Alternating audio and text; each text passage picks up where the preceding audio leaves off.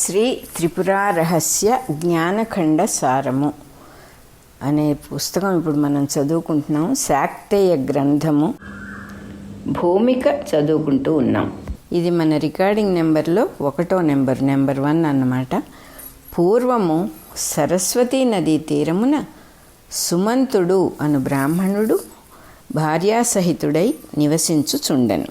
అతడు దుర్గా పూజోపాసన పరాయణుడు. భార్యను పేరుతో పిలవరాదు అను నిషేధముండుట వలన అతడు భార్యను అయి అని పిలుచుచుండెడివాడు. వారికొక కుమారుడు కలిగెను. వాని పేరు అలర్కుడు. వాడును తల్లిని ఐ అని పిలుచుచుండెడివాడు. ఆ బాలునకు పూర్వకర్మ వశమున 5 ఏండ్లకే పెద్ద జబ్బు చేసెను. ఆ వ్యాధి చేత ఆ బాలుడు బాధపడుచు తల్లిని ఐ అని నిరంతరము స్మరించుచు మరణించెను. అతడు పిమ్మట హారితాయన వంశమున జన్మించి సుమేధుడు అను పేరుతో విలసిల్లెను.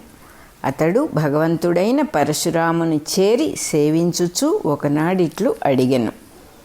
భగవానుడా, సంసార తాపము చేత తప్తులై దీనులయ్యున్న మానవులు మొదలుగా గల జీవులకు పరమశ్రేయస్సును కలిగించుటకు శ్రేష్టమైన సాధనమేమి? అది నేను వినదగినదైనచో చెప్పుము. అప్పుడు ఆయన చిరునవ్వుతో కాలక్రమమున చెప్పెదను లెమ్ము అని అనెను. తరువాత 16 సంవత్సరములు గడచెను. పిమ్మట సుమేధుడు వెనుక తాను అడిగిన విషయమును జ్ఞప్తికి తెచ్చి దానిని చెప్పుమని పరశురాముని ప్రార్థించెను. అప్పుడు ఆయన తనకు దత్తగురువు చెప్పిన విషయమును స్మరించెను. త్రిపురాదేవి యొక్క రహస్యమును శివుడు విష్ణువునకు ఉపదేశించెను. విష్ణుదేవుడు తన అంశమున జన్మించిన దత్తాత్రేయునకు దానిని బోధించెను. దత్తగురువు దానిని భార్గవునకు ఉపదేశించుచు, దీనిని ఇతరులకు బోధింపకుము. హారితాయనుడైన సుమేధుడు భక్తితో శిష్యుడై నిన్ను సేవించును. అతడు దీనిని నీ వలన విని గ్రంథముగా రచించును అని చెప్పెను. ఆ విషయమును స్మరించి పరశురాముడు సుమేధుని చూచి, వత్సా, సర్వము కాలవశమున కలుగుచుండును. రేపు పుష్యనక్షత్రమున ఆ విషయమును బోధించుటకు ఉపక్రమింతును అని చెప్పెను. పిమ్మటవారు సాయంకాలమున సంధ్యాకాల జపమును గావించి స్వాత్మశక్తిని ధ్యానించుచు రాత్రి సుఖముగా నిద్రించిరి. మరునాడు ఉదయము సుమేధుడు శుభముహూర్తమున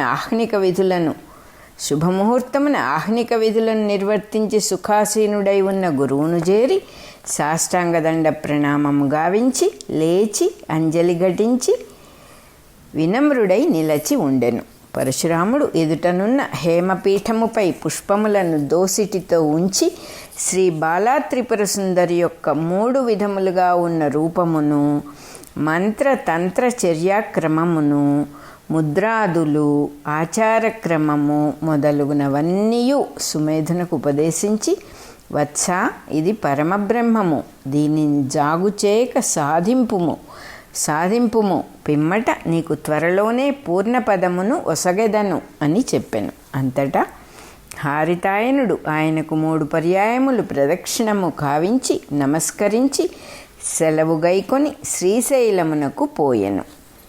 శ్రీశైలమునందు సుమేధుడు భ్రమరాంబాదేవి యొక్క సన్నిధి యందు చక్కని కుటీరమును నిర్మించుకొని అందు ఫలములే ఆహారముగా ఇంద్రియములను మనస్సును నియమించుకొని మొదట 9 నెలలు, తరువాత 5 నెలలు, పిదప 3 నెలలు భక్తి శ్రద్ధలతో గురువు చెప్పినట్లుగా శ్రీ బాలాంబికను ధ్యానించుచుండెను.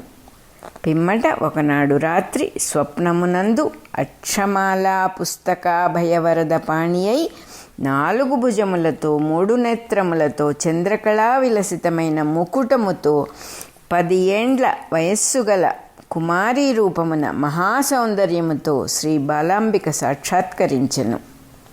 స్వప్నమునందే హారితాయనుడు ఆమెకు సాష్టాంగదండ ప్రణామము గావించి లేచి అంజలించి విచిత్రార్థ పద మనోహరమై ఛందోబద్ధమైన స్తోత్రముతో ఆమెను స్తుతించి ఆనంద పారవస్యమున కన్నులు అశ్రువులతో నిండగా ఏమీయూ మాట్లాడలేక చూడలేక ఊరక నిలచి ఉండెను. పరమేశ్వరి వత్సా అని మధురముగా పిలచి వాని మూర్ధమునందు హస్తమునుంచెను. ఆ కరస్పర్శ చేత అతడు బ్రహ్మానందమయుడయ్యను. అప్పుడు ఆ మహాదేవి, వత్సా, నీవు కోరిన సిద్ధి లభించినది, ఇక గురువు యొద్దకు పొమ్ము, జాగు సేయకుము అని పలికి అంతర్ధానము నొందెను. సుమేధుడు వెంటనే మేల్కొని ఇది ఏమి అని స్వప్నమును గూర్చి మాటిమాటికి ఆలోచించుచు పరమసుందరమైన ఆ దేవీమూర్తిని, అమృతము వంటి ఆమె మాటలను స్మరించుచు వేళయగుటచే స్నానమొనరించుటకై నది యొద్దకు పోయెను. అక్కడ కూడా ఆ స్వప్న వృత్తాంతమునే తలచుచు ఆహ్నిక క్రియలను కూడా మరచి అతడు ఇట్లు చింతింపజొచ్చెను. ఇది సత్యమో అసత్యమో తెలియుటలేదు. గురువునొద్దకు పోయి దీనిని గూర్చి ఏమి చెప్పుదును? స్వప్నము భ్రాంతి రూపము కావున దీనిని బుద్ధిమంతులు విశ్వసింపరు. కానీ జగదీశ్వరియే సాక్షాత్కరించి చెప్పిన మాటలయందు శ్రద్ధ వహింపక ఖలుడనై గురువు యొద్దకు ఎట్లు పోకుందును?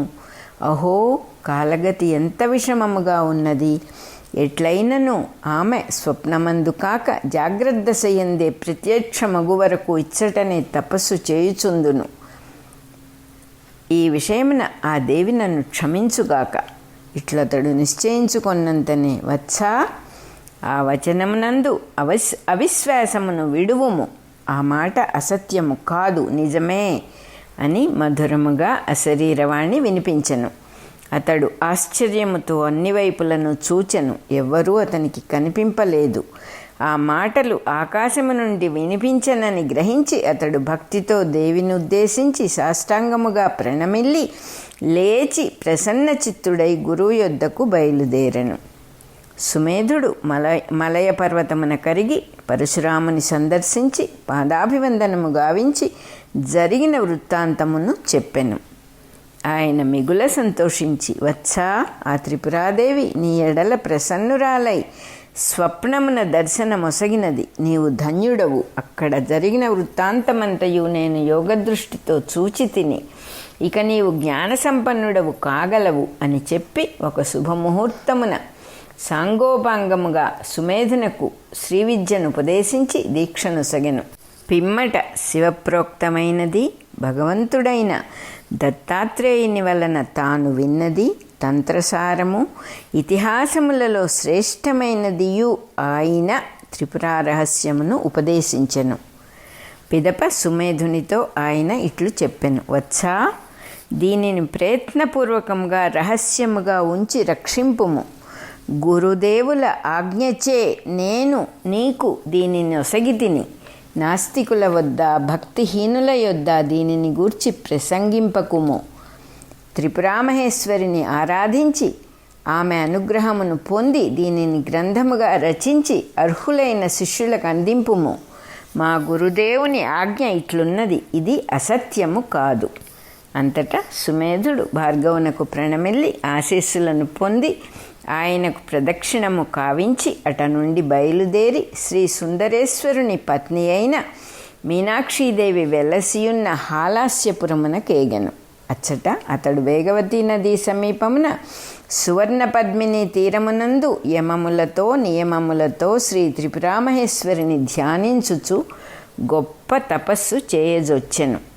అట్లు 5 సంవత్సరములు గడచెను. పిమ్మట ఒకనాడతడు ధ్యాన నిష్ఠుడై ఉండగా చిత్తమునందు మంగళప్రదుడైన ఒక మహాపురుషుడు గోచరించెను.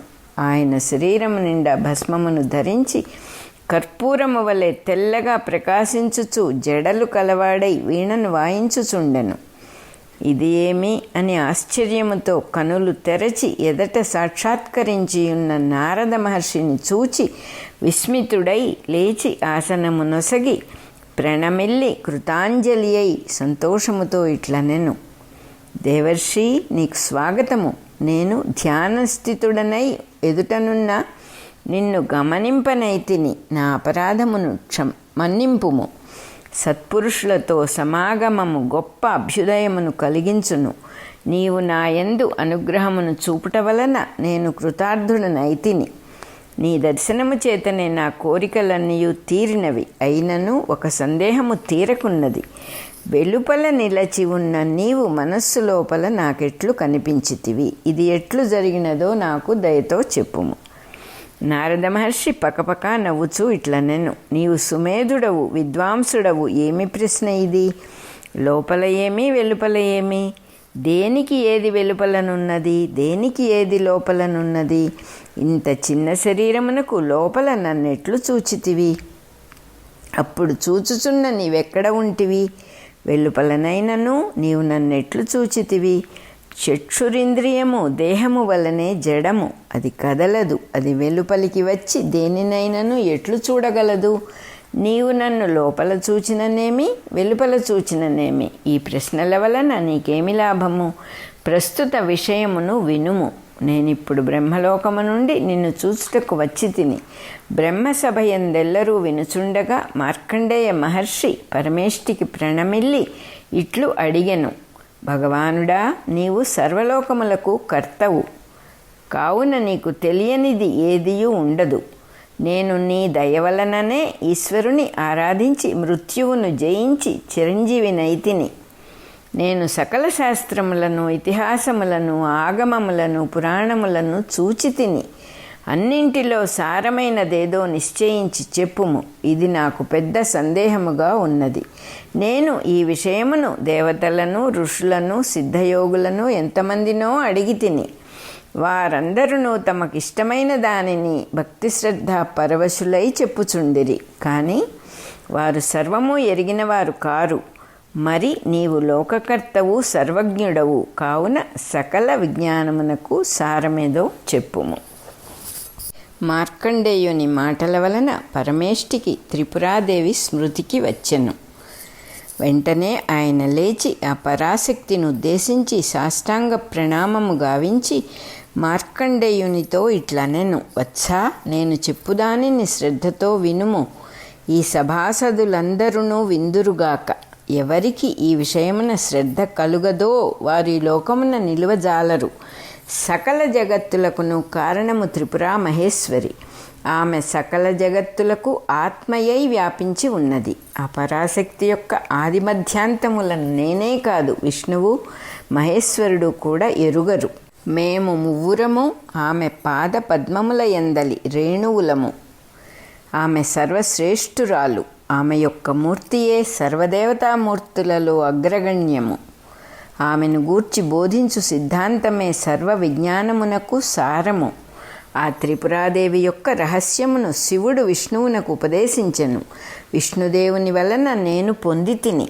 విష్ణుదేవుడు తన అంశ వలన మనుష్యలోకమున ఉద్భవించిన దత్తాత్రేయునకు ఆ విజ్ఞానమును అందించెను. అతడు దానిని భార్గవరామునకు ఉపదేశించెను. భార్గవుడును గురువు యొక్క ఆజ్ఞచేత సుమేధుడను శిష్యునకు బోధించెను. సుమేధుడు ఆ విజ్ఞానమును గ్రంథముగా రచింపకోరుచు ఇప్పుడు హాలాస్య క్షేత్రమున త్రిపురాదేవిని ఆరాధించుచున్నాడు. ఆయన ఇట్లు చెప్పినంతనే నేను నిన్ను చూడవలయునని కుతూహలముతో బయలుదేరి వచ్చి తిని. నేను ఇచ్చటికి వచ్చుటకు గల కారణమును చెప్పి తిని. ఇక తరువాత జరిగిన దానిని లేదా జరగవలసి ఉన్న దానిని నీవు చెప్పుము. నారదుని మాటలను విని సుమేధుడు ఏమి చెప్పుటకును తోచక సిగ్గుపడి ఇట్లనెను, మహర్షి, నీకు నేనేమియూ సమాధానము చెప్పలేకున్నాను. ఇక జరగవలసినదేదియో నీవే చెప్పుము. గ్రంథము రచింపుమని నాకు గురువర్యుడు ఆజ్ఞ యొసగిన మాట నిజమే. ఆయన చెప్పుచున్నప్పుడు త్రిపురారహస్యమును అంతయు శ్రద్ధతో వింటిని. కానీ మందబుద్ధినగుట చేత అంతయు మరచితిని. భగవానుడా, నీవు నన్ను కరుణింపుము. ఇట్లు పలుకుచు సుమేధుడు ఆ మహర్షికి సాష్టాంగ ప్రణామము గావించెను. నారద మహర్షి చాలాసేపు ఆలోచించి బ్రహ్మదేవుని స్మరించెను. పరమేష్టి వెంటనే అచ్చట ప్రత్యక్షమయ్యెను. వారిరువురును సంభ్రమించుచూ లేచి సాష్టాంగ ప్రణామములు గావించి అర్ఘ్యము ఆసనము నొసగి పూజించి వినమ్రులై నిలచి ఉండిరి. ఆయన నారదుని వైపు చూచి, వత్సా, నన్నేల స్మరించితివి, ఏమి కావలైనో చెప్పుము అని అడిగాను. నారదుడు ఇట్లనెను, భగవానుడా, నీవు మార్కండేయునితో చెప్పిన మాటలను బట్టి త్రిపుర రహస్య గ్రంథమునకు కవి అయిన ఈ సుమేధుని చూచుటకై వచ్చి తిని. నీ మాటల వలన ఇతడు కవి అగునుగాక. కానీ నాకొక సందేహము కలిగినది. ఇతడే పుణ్యపరిపాకము చేత త్రిపుర రహస్యమునకు ఆచార్యుడై ఉపాసకులకు ఎల్లరకు పూజ్యుడగుచున్నాడు. ఇది సాధారణమైన పుణ్యము వలన సంభవించున్నది కాదు. ఇది రహస్యమైనను దయతో చెప్పుము. బ్రహ్మదేవుడు ఇట్లు చెప్పెను, ఇతడు పూర్వజన్మమున తల్లిని ఐ ఐ అని పిలుచుచుండెడివాడు. చనిపోవునప్పుడు కూడా ఇతడు ఆ అక్షరమునే ఉచ్చరించుచుండెను. బాలాత్రిపుర సుందరి మంత్రమునకు ఐం మొదటి బీజాక్షరము. దానిని ఇతడు బిందురహితముగా ఐ అని ఉచ్చరించుచుండెను. ఆ పుణ్య విశేషము చేతనే ఇతనికి అల్పకాలముననే ఈ జన్మమున ఆ మహాదేవి స్వప్నమున దర్శనమొసగినది. వాగ్భవ బీజమును పూర్వజన్మమున ఉచ్చరించుచుండిన హేతువు చేతనే ఇతడు ఈ జన్మమున స్వప్నమునందు దర్శనమొసగిన ఆ బాలాంబికను విచిత్రములైన పదబంధములతో మనోహరములైన భావములతో ఛందోబద్ధముగా స్తుతింపగలిగెను. ఇతడు ఆ అక్షరమును ఉచ్చరించుచున్నప్పుడు 5 ఏండ్ల బాలుడు. అందువలన అది దేవీమంత్రమున బీజాక్షరము అను జ్ఞానము ఇతనికి లేదు. అజ్ఞానముతో అబిందుకముగా ఉచ్చరించుచుండిన హేతువు చేత ఈ జన్మమున మూలమైన ఛందస్సుల పరిజ్ఞానం ఇతనికి కలుగలేదు. అట్లే ధారణయూ లేదు. కావుననే ఇతడు తాను స్వయముగా రచించిన ఈ స్తోత్రమునే కాక గురువు వలన విన్న త్రిపుర రహస్యమును కూడా విస్మరించెను. అయినను పూర్వజన్మల పుణ్యఫలముగా ఇప్పుడు కావించుచుండిన తపస్సు చేతను ఇతడు త్రిపుర రహస్య గ్రంథమునకు కవి అగునని చెప్పి తిని. కావున ఇక నుండి ఇతనికి గురువు వలన విన్నది, తాను స్వయముగా కన్నది మాత్రమే కాక భూత భవిష్యద్వర్తమానములలో సంఘటనములు, వ్యక్తుల ఆకృతులు, వర్తనములు, స్వభావములు ఏవి అయినను స్మరించినంతనే గోచరింపగలవు. కావ్యలక్షణములు, శాస్త్ర విశేషములు, ఆవశ్యకములైనవన్నీ భాషింపగలవు. ఇంతవరకు త్రిపుర రహస్యము గ్రంథముగా రూపొందలేదు. అది ఇతని చేత గ్రంథముగా నిబద్ధమై హారితాయన సంహితగా ప్రసిద్ధము కాగలదు. శ్రేష్టమైన ఈ ఇతిహాసమును వినువారికి పఠించువారికి త్రిపురాంబిక ప్రసన్నురాలగును. నారదా, ఇది సర్వ విజ్ఞానమునకు సారము. దీనిని పఠించిన గాని ఎవనికైనను విజ్ఞానము సమగ్రము కాదు. త్రిపుర రహస్య జ్ఞానఖండ సారము అనే శాక్తే గ్రంథంలో మన రికార్డింగ్ నెంబరు 1వ నెంబరు అయిపోయింది.